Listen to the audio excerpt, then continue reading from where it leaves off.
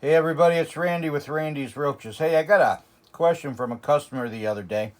She opened up her bag of medium roaches that I sent her, and when she got them, she said, "Hey, there's a lot of dead roaches in here."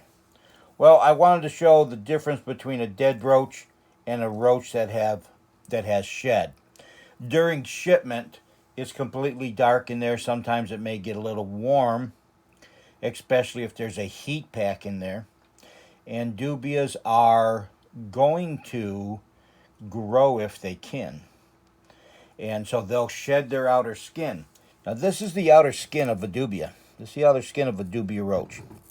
Now, what you can see, if I can grab it here, it is very, very thin, almost paper-like consistency. Now, sometimes, even though they shed and they're perfectly fine, they'll come out, and these things will be a little bit thicker. But for the most part, and you can see, I can just pull this guy apart. This is just his outer skin, skeleton.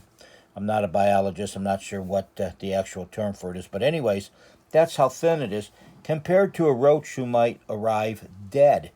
This is a dead roach.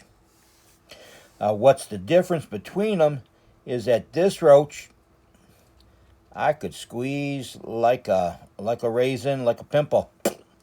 Out his guts would come if I squeeze. Now, assuming that when I send all the roaches, that all the roaches are alive, if they're only a few days dead, maximum few days dead, they're going to be kind of smushy. Now, here's another one that's, you can see a little bit more on. They're a little bit on the smushy side. They're certainly not all papery like the other ones were. So, when you do get an order and you do see some dead roaches, which does happen, by the way, they are God's creatures. They do die for no reason at all. You may wonder if it's a dead roach or if it's a shed from a roach. And now you know the difference between the two.